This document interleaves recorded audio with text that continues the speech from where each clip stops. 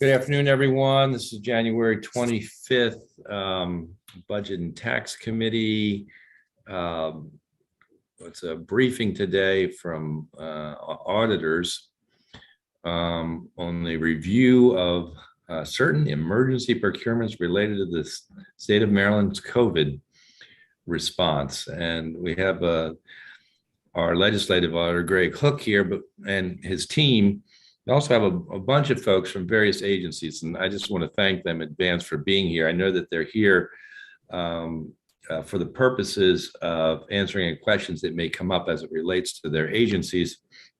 Questions may or may not come up, but from the Department of Health, Corrections, Emergency Management, State Police, Department of General Services, all these different agencies, and very grateful you're taking the time.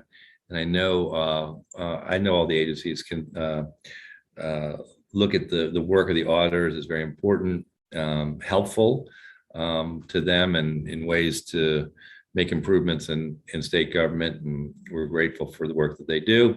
And with that, I will ask Greg Hook to begin.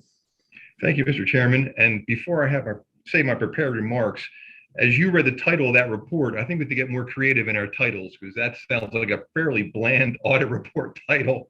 Good afternoon, Mr. Chairman and committee members. I'm Greg Hook, the Legislative Auditor, and today the Office of Legislative Audits, or OLA, will brief the committee on the results of our review of certain COVID-related emergency procurements. With me today are Josh Adler, Assistant Audit Director, Eddie Rubenstein, Audit Manager, and Joe McWilliams, OLA's Fraud Investigation Manager. After my introductory comments, I will turn it over to Eddie to present our detailed findings. With your permission, I'll provide some brief background on this review. In June 2020, the House Government Operations Committee and the Senate Education, Health, and Environmental Affairs Committee jointly requested OLA to conduct a review of two emergency procurements, specifically those awarded to Lab Genomics for COVID tests and Blue Flame Medical for medical supplies. The results of that review were reported upon in a special report dated March 31st, 2021, wherein our primary finding was a pervasive lack of written documentation supported the key aspects of the procurement, use, and validity of the test kits, and we concluded that the test kits were not procured in accordance with state procurement regulations. During that review, other emergency procurements related to the state's COVID response came to our attention. Eventually, we identified almost 850 emergency procurements conducted by state agencies during the period between March 2020 and May 2021, totaling approximately $1.7 billion. In response, OLA undertook a second review of additional emergency procurements, 15 to be precise, and it is the results of that expanded review's December 13th, 2021 report that we are presenting today. These 15 included 14 additional emergency procurements in addition to Blue Flame Medical, which were conducted by 6 state agencies. As in our initial March 31st, 2021 report, in general, this second review noted a lack of compliance with state regulations for emergency procurements and ineffective monitoring of the related payments. Although we readily acknowledge the urgent and unique circumstances under which these procurements were made, such conditions would not mitigate the need to properly document and comply with state regulations specifically tailored to or required of emergency procurements. In other words, these emergency procurement regulations, which basically represent an already streamlined procurement process, still include certain safeguards to protect the state under those emergency conditions, which by their nature could present a riskier environment, such as when purchasing from a new vendor not known for previously selling certain goods. Our concern is that required written contracts with standard language and clauses, often intended to protect the state, were not always prepared, and there was no assurance that prices charged the state were reasonable. It is our position that these missing safeguards or assurances are not particularly onerous or time-consuming to prepare or complete. In addition, these conditions also would not mitigate the need to ensure the purchased goods or services were received and met applicable requirements, and when practicable, expect the state agency to document the disposition of the items purchased. With respect, I would like to make one final statement before turning the presentation over to Eddie. As you may be aware, the issuance of our March 31st report resulted in an allegation that the OLA's reports was partisan nonsense. You also may have noticed that OLA's response to this statement was silence. The OLA does not issue press releases. We have no public affairs officer, and in fact, we shy away from speaking with the press. We let our fact-based audit reports speak for themselves. I assure each of you and all members of the Maryland General Assembly that the OLA audits and reports its findings with complete independence without regard to politics. In my over 40 years of service to this office and the Maryland General Assembly, no matter the executive branch administration, OLA's only goal has been and remains to promote government accountability. I believe that then Senate President Mike Miller, in a March 1991 Washington Post article, summed it up nicely when responding to Governor Schaefer's criticism of the legislative audit process. Quote, "The executive branch does not like to be criticized, to have the books looked into. An important function of the legislature is administrative oversight to make sure the people's dollars are spent wisely," unquote.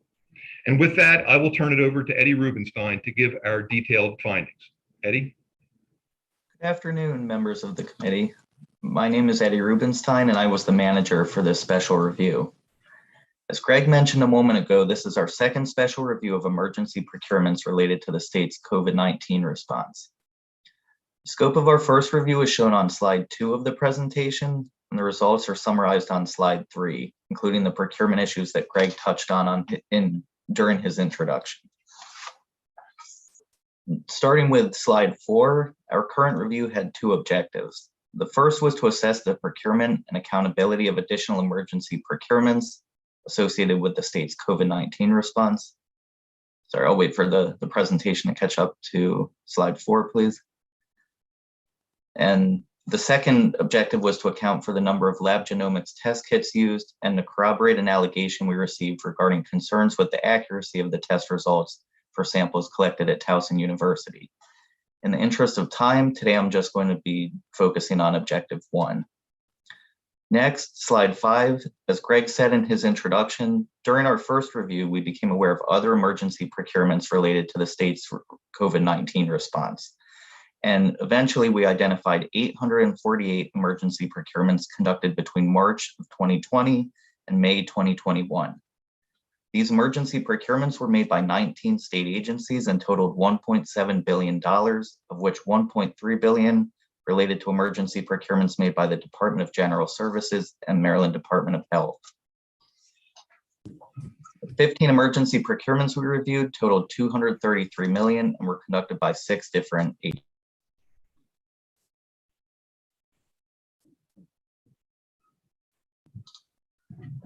Slide 6 of our presentation lists the agencies that were responsible for procuring and monitoring the 15 procurements we reviewed, along with a description of the goods or services purchased and the related prices. Today, I'm going to present an overall summary of our results and then discuss 2 of these procurements in greater detail. Before I get into our results, I wanted to provide a brief overview of state emergency procurement regulations, which are summarized on slide 7. Under these regulations, state agencies are authorized to procure goods and services using the emergency procurement method when faced with an emergency. According to regulation, an emergency is defined as a sudden or unexpected occurrence or condition which agency management could not foresee that requires an action to avoid or to mitigate serious damage to public health, safety, or welfare. It should be noted that the use of the emergency procurement method does not require a formal state of emergency to have been declared by the governor. In this regard, a report issued last January by the DLS Office of Program Evaluation and Government Accountability found that most emergency procurements were unrelated to a broader statewide emergency. Furthermore, a declared state of emergency does not limit agencies to only using the emergency procurement method.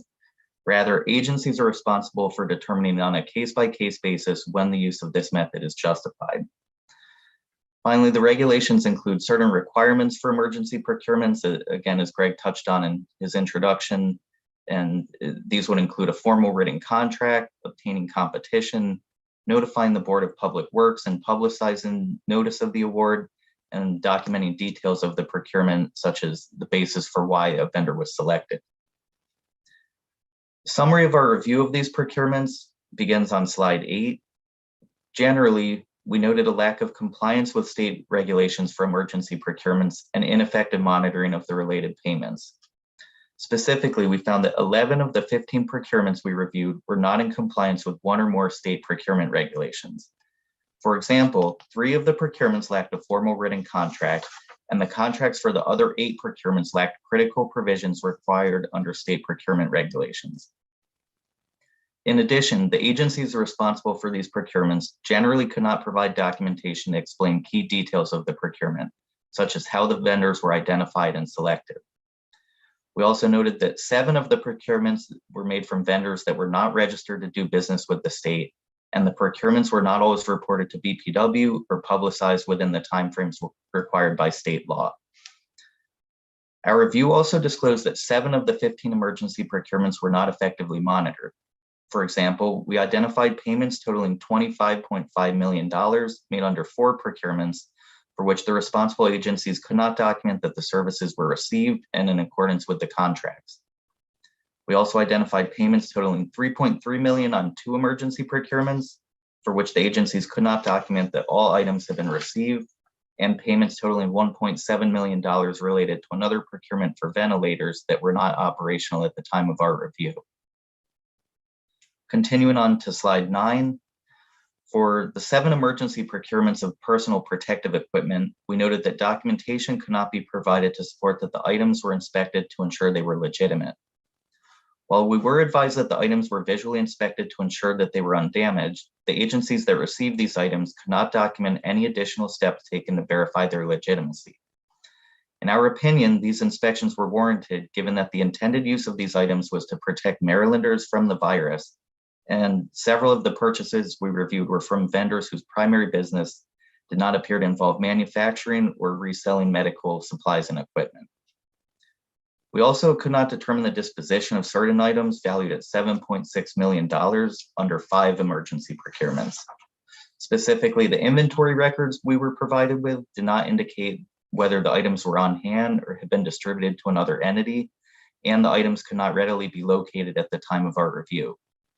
For example, MDH could not document that it received 2 million KN95 masks for which it paid $3.3 million, and it could not locate 27 ventilators that cost $1 million. A summary of our findings for each of the 15 emergency procurements is included on slide 10.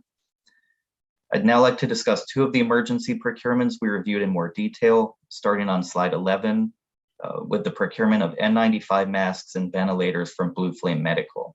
Before you get started with that, let me just recognize, I think Senator Lamb may have joined us from the Joint Audit Committee. At least I saw him. Yeah, I'm here. Oh, there you are. Okay, very good. Thank you for joining us, Senator. Sure. Thank you. Go ahead. So for some background, in April 2020, DGS issued a $12.5 million purchase order on behalf of the Maryland Department of Health to Blue Flame for 1.55 million N95 masks and 110 ventilators. And DGS paid $6.3 million as an initial deposit. However, in May 2020, DGS canceled the purchase and attempted to recover the deposit because the items had not been delivered. Ultimately, DGS reached a settlement with the vendor in October 2020, which allowed Blue Flame to keep the $6.3 million initial deposit as payment for the masks and ventilators it eventually provided to MDH. Moving on to slide 12, our review of this procurement disclosed that DGS did not procure the contract in accordance with state procurement regulations. For example, the purchase order issued to Blue Flame Medical did not include certain required provisions such as dispute resolution. The omission of these provisions was significant given that litigation was ultimately required in order to obtain the masks and ventilators from the vendor. We also found that Blue Flame Medical was not registered to do business with the state, and the procurement was reported to BPW and published on eMaryland Marketplace after the deadlines provided for in state regulation. Our review disclosed that MDH did receive 1.55 million N95 masks and 37 ventilators in accordance with the terms of the settlement agreement. Although MDH inspected the ventilators and determined they were operational, MDH could not document that it inspected the masks provided by the vendor. MDH also cannot explain the disposition of 475,400 of the N95 masks purchased from Blue Flame with an associated purchase price of $2.1 million. Specifically, MDH could not locate these masks when we conducted a physical inventory of its warehouse in July 2021, and the MDH inventory records do not indicate that the masks have been distributed. Second emergency procurement I'd like to discuss is the procurement of consulting services from Ernst & Young, or EY, which starts on slide 13. MDH awarded this contract in January 2021 as an emergency contract with an initial value of $3.8 million. The contract required EY to conduct a comprehensive assessment of the state's vaccination program to identify additional steps MDH needed to take to effectively administer the program. The contract also called for EY to provide 7 staff to support the program, with the provision that additional staff would be provided as needed to implement the recommendations EY made in the assessment. MDH has modified the contract twice to increase the total cost of it to $47 million. Moving to slide 14, our review disclosed that MDH did not procure the consulting services in accordance with state procurement regulations. Specifically, the use of the emergency procurement method for this contract did not appear justified. As I mentioned earlier, state regulations provide that an emergency is a sudden or unexpected occurrence that agency management could not foresee. However, MDH was aware that it needed these services in October 2020, 3 months prior to when it initiated the emergency procurement. This delay is significant because rather than procure the services competitively, in January 2021, MDH directly solicited proposals from 4 vendors and allowed only 36 hours for them to respond. As a result, we could not conclude that the selection of EY was the most advantageous to the state. MDH also cannot justify a $21 million contract modification process in April 2021 that increased the total cost of the contract to $25 million. Specifically, the modification did not identify additional EY staff to be provided or services to be performed to justify the increase. Rather, it only included a broad statement that additional personnel were needed to effectively and efficiently implement the program. MDH also could not explain how the dollar amount of the modification was calculated. Although we noted that the number of staff provided by EY under the contract increased from the initial 7 to 93 employees between January and April 2021, MDH could not document the need for these individuals nor the tasks that they were to perform. Our review also disclosed that MDH did not adequately monitor the contract, resulting in certain deliverables not being received and certain payments that were not in accordance with the contract terms. Specifically, we noted that the comprehensive assessment conducted by EY did not provide specific actions or identify the staff needed to do the work as required by the contract. Although the assessment did contain a total of 22 recommendations to address various issues identified with the vaccination program, it did not identify the specific actions EY was to take to implement these recommendations, nor the number of staff needed to perform the work. Finally, MDH could not document that it approved that EY employees billed and did not obtain documentation of the work completed by each of these employees as required by the contract. Accordingly, we could not verify the propriety of the billings from EY, which at the time of our review totaled $3.7 million. Slide 15 summarizes the results of our second objective, and finally, our overall conclusions are on slide 16. Due to the nature of this special review, our report does not contain any specific recommendations, but to echo what Greg said in his opening remarks, we do recognize the urgent and unique circumstances surrounding these procurements. However, these circumstances would not mitigate the need to document and comply with state procurement regulations that are specifically designed for these emergencies. These conditions also would not alleviate agencies of their responsibilities to ensure that goods and services were received and met applicable requirements, and finally, to document the disposition of items purchased when applicable. This concludes our presentation on our special review, and I'd be more than happy to answer any questions from the committee. Thank you very much. I have a question to start off. So I heard you mention that to use the emergency procurements does not require the governor to issue a state of emergency. Does the governor need to approve of the emergency procurement use, or is it simply an agency matter? Or Greg, did you want to? Well, you can go, Eddie, that's fine. Typically, no, it's on the agency to make the determination that it's appropriate to use the emergency method. At some point, the governor would approve it through his role on the Board of Public Works. Right. But once it's reported, but obviously at that point, the contract's really been executed and usually payments have been made. Gotcha. Senator, it's my understanding that last week there are some proposed changes to COMAR for emergency procurements, and one of them, I believe, is requiring a formal approval by the agency head when they're using emergency procurements. And the second, somewhat related, is to have a 1-year contract maximum period for an emergency procurement, which is probably a good thing to at least limit the initial contract length for an emergency. So just to clarify what you were just saying, so the rules didn't even require the agency head to acknowledge that it was an emergency procurement. It could be done at what level? Eddie can jump in, but I think the procurement officers. I think it does vary, but I believe typically the agency head is supposed to approve it. But I would have to look into that. I'm sorry, I don't know specifically off the top of my head. Okay.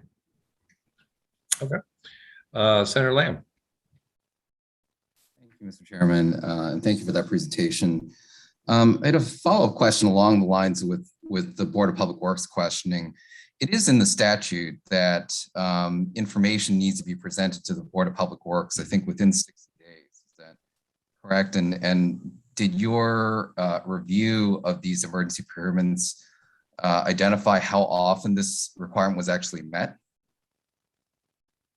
As far as how often, for the 15, I know we've sort of focused on the opposite, which was when it was not met. I would say the delays were typically minor, relatively speaking, in terms of it was days, not months for the most part. So a certain number of them, I'm sorry, I don't know off the top of my head, but some of the 15 we reviewed were reported timely. But overall, I'm not sure how many met that requirement as a whole. But there were some that were months, right? Because I know that there were some complaints that were brought up by BPW that it was months from when the emergency procurement first was signed, that they didn't have any documentation as to what was being contracted. Is that the case? Yeah, there were some. I would actually probably defer this question to maybe DGS might be the best agency to respond in more detail to that. Okay. The second question, unrelated. Did your review of, it looks like you did a sampling of some of the emergency procurements that took place. Did your sampling include any contracts that involved vendors that were contracted to administer vaccines? No. Okay, so that was not included in the sampling that you examined? No, it was not. And actually, I would, Senator, I'd probably refrain from calling it a sample because it's not statistical. We selected those. Blue Flame was selected because we were charged with looking at Blue Flame. The other 14 we picked because the vendor looked interesting based on what they were providing and what their normal course of business was. So we looked at potential, the significance of the vendor and in some cases the dollar amounts. So we did not pull a random sample. We targeted these particular vendors. Right, understood. It was not a random sampling. You did a sampling, but it was not. It may not be indicative of what's going on everywhere because it's not a random sampling. Correct. Last question, I guess, was, and I know this had come up before as part of our Senate Vaccine Oversight Work Group from last year, as well as I think before the Board of Public Works. Is it correct that that you could not identify a scope of work for the work that was asked of Ernst & Young? That there was no scope of work identified for the initial contract, nor for the 21 million additional that was extended for? So there was a scope of work, but I think it was, and maybe MDH can speak more to this, but I think it was intentionally vague because they knew they needed some kind of consulting services but they weren't sure what the specifics were.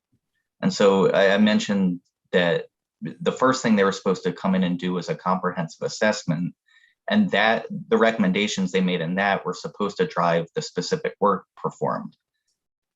So obviously, I guess they initially thought they were only going to need 7 Ernst & Young employees to do the work. It's grown to close to 100, at least as of the time of our review, and almost, I think, 12 times the initial value of the contract. So I guess there was more work to be performed. We just didn't see any documentation of what specifically that was supposed to be.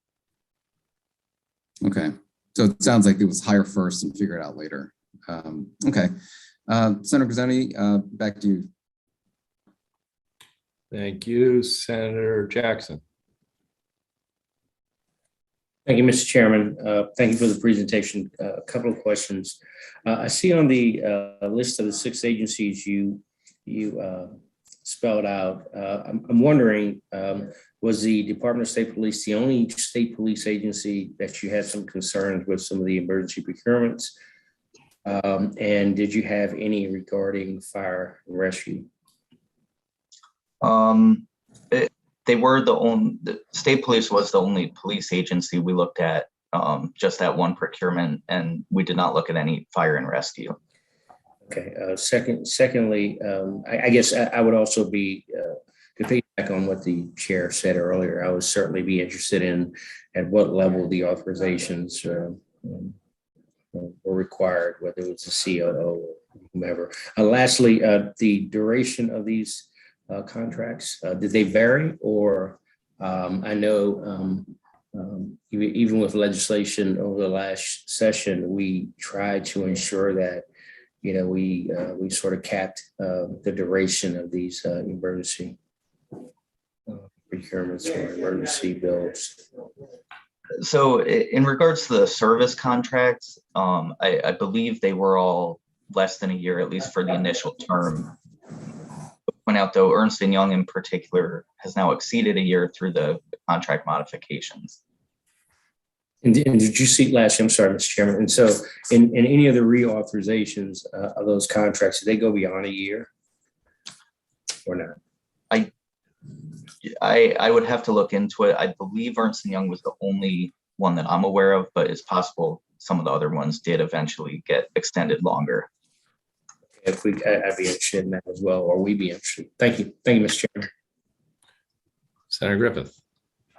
Thank you, Mr. Chairman, and thank you for this presentation and for this very detailed audit. I haven't had the opportunity to comb through the full document, so the presentation was helpful.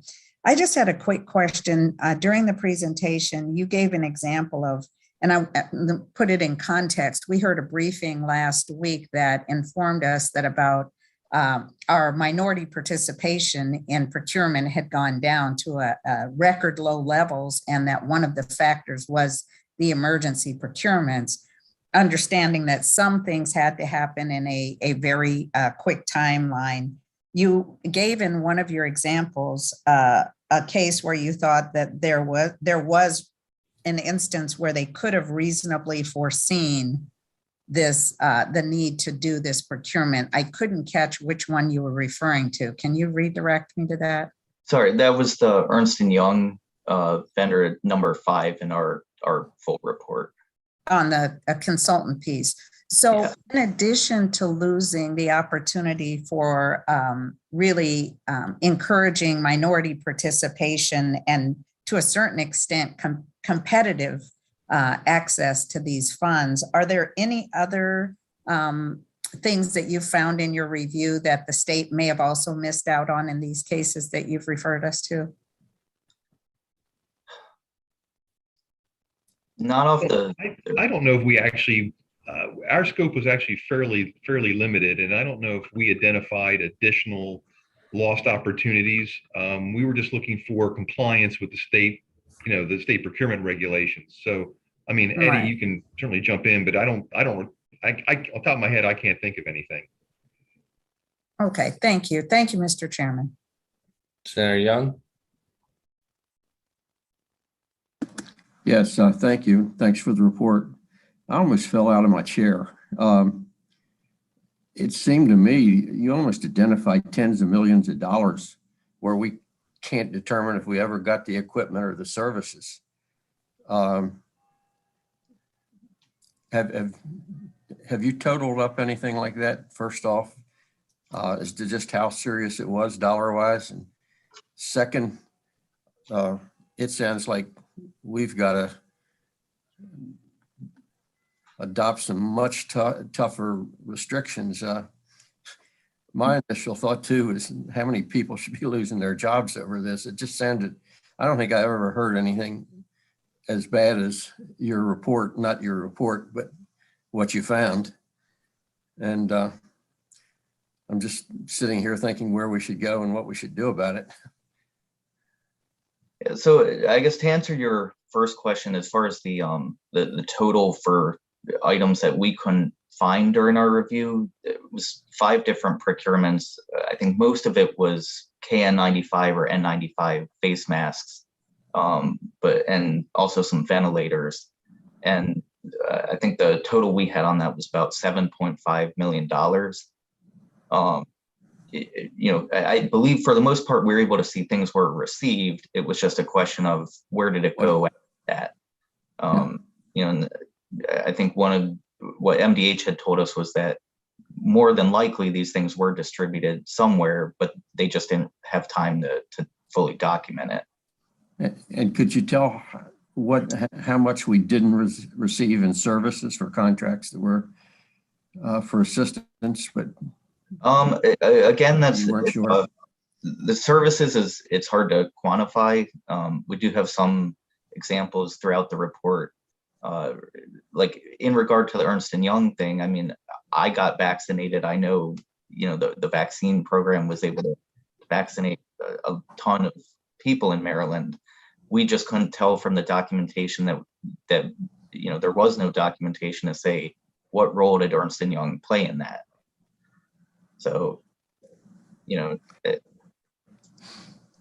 You may have already, and I haven't seen it, but have you forwarded any recommendations on how we should curb and get better response from what's happening with these procurements and services? No, Senator, we did not make any recommendations regarding changes to the state procurement regulations or state law regarding procurements.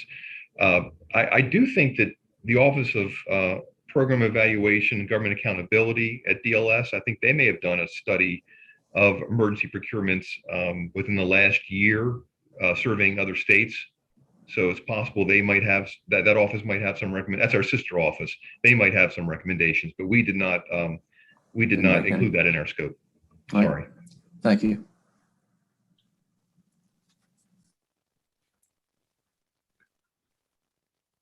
Any other questions from the committee?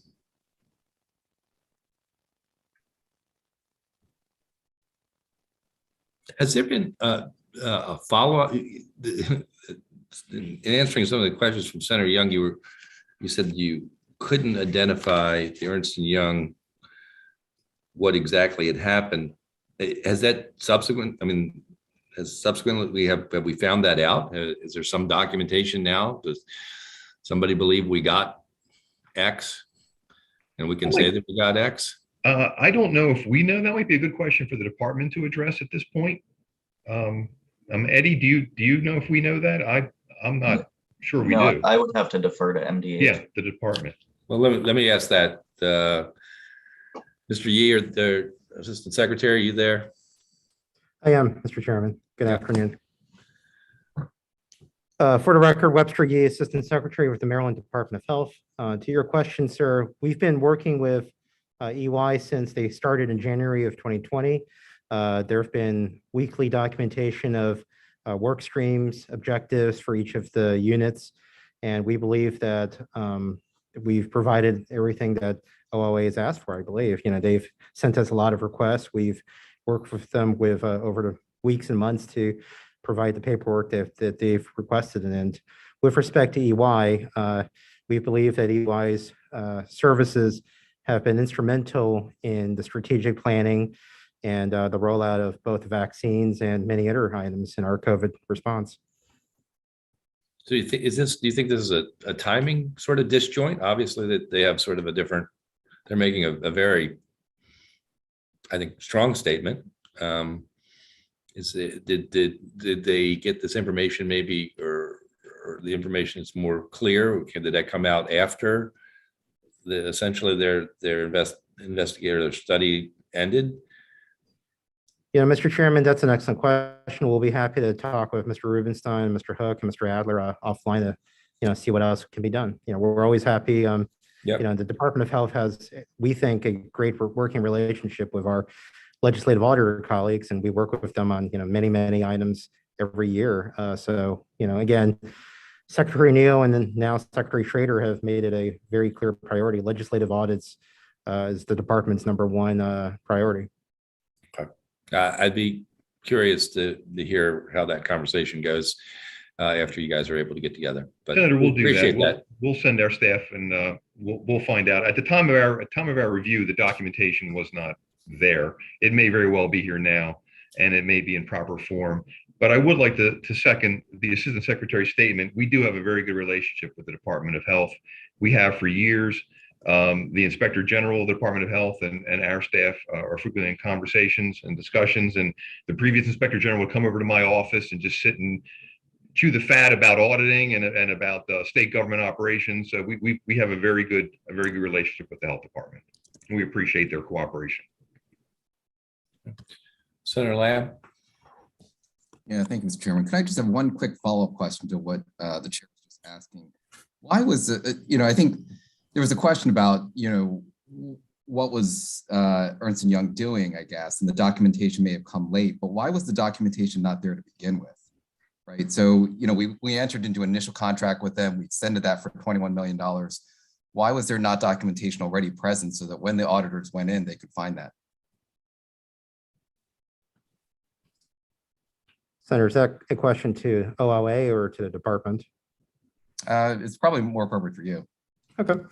And Senator, to your question, we believe that there was documentation from day one. And we believe that when the Senate Vaccine Oversight Work Group asked for information, we provided it to you and your colleagues.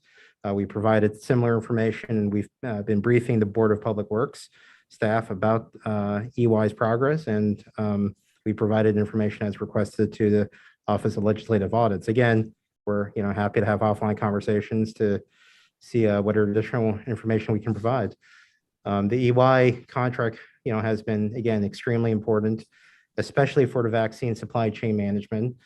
They've recently been extremely helpful for COVID-19 data restoration. The assistance that they've provided to us with the creation of data dashboards that many jurisdictions and many Marylanders rely on daily is invaluable. And, we believe that a lot of the work that they've done for us with bolstering our Immunet and testing and analytical systems have been of material benefit to the people of Maryland. So I understand that it sounds like they have been engaged in a lot, but I think that the question was, why was the documentation not already there? And it seems like you contend that it was, but the auditors contend that it wasn't. And I think Board of Public Works, if you go back and look in some of their prior hearings, they also felt like they didn't have full awareness of what was taking place. So there seems to be a discrepancy there with what you're contending, what the audit has presented back to us. Senator, our contention is it wasn't there, and what was there was not appropriate. My personal opinion is that it was overwhelming what was happening during COVID at that time and trying to ramp up the vaccination efforts, which Ernst & Young helped with. As with Eddie, I was also vaccinated at the stadium. So I think it was just a matter of just trying to push through and get work done, and perhaps being a little bit loose with the paperwork. We will certainly get with them and see if they have anything additional. But our contention is at the time of our review, when we stopped our review, the documentation was inadequate as we had in our finding. But we'll go over and we'll look at it again and give it a second look. Okay, thank you, Mr. Hook. I understand if the documentation may be a little loose for things that maybe $5,000 or even $500,000, but we're talking about tens of millions of dollars where we had very loose documentation even after the fact. Back to you, Mr. Chairman. Senator Young. Thank you. Just very, very quickly. It sounded like more to me, but I just heard that there was 7.5 million that wasn't accounted for. And I also heard comments that there was a lot of equipment that arrived that wasn't operable. Whether this should go to Mr. Yee or the auditors, has that been addressed? Both the inoperable equipment and the gap in money that hadn't been accounted for?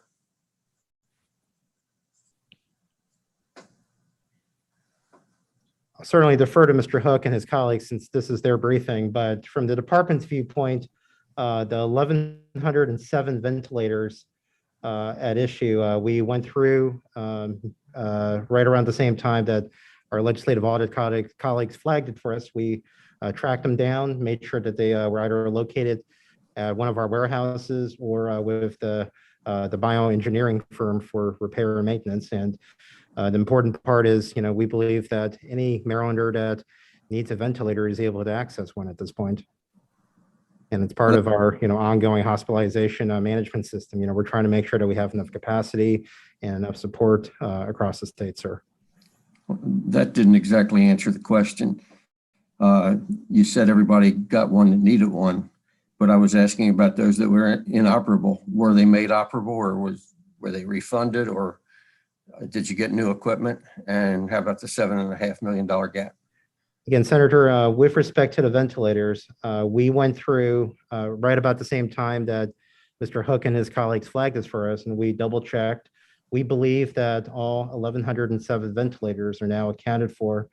And at the time of the audit in November, that they were either located at one of our warehouses or at the bioengineering firm that was in charge of servicing those ventilators. But were they operable? Yes, and either that or they were being in the process of fixed to be operable. And the 7.5 million? I think that was a number from the legislative auditors, so I'm going to respectfully refer to them.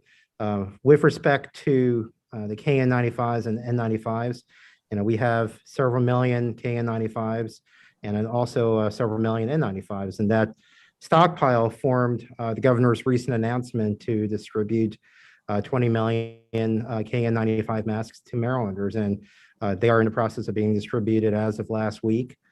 People are able to get them right now, and we're trying to ensure that any Marylander who needs a test, wants a mask, or wants a vaccine is able to get all of that. Senator, if I may just butt in again, I think the Assistant Secretary in a previous hearing did mention that they have improved their record keeping system for inventory. So it's possible that the original were issued and they were not accounted for properly. But I think going forward, and I'm not to put words in the Assistant Secretary's mouth, but I think going forward, I believe they've asserted that they do have a proper accountability system in place for the masks and the other items. Okay. And I'll thank Mr. Hook. I mean, the most important part is thanks to the work that the legislative auditor's done. They've raised a lot of great questions. We've worked with both the Department of General Services and the Office of Legislative Auditors to improve our process. And over the past year to 18 months, we think that we've demonstrably improved. Are we perfect? Probably not. Is there more work to do? Absolutely. Very good. That's a good place to end.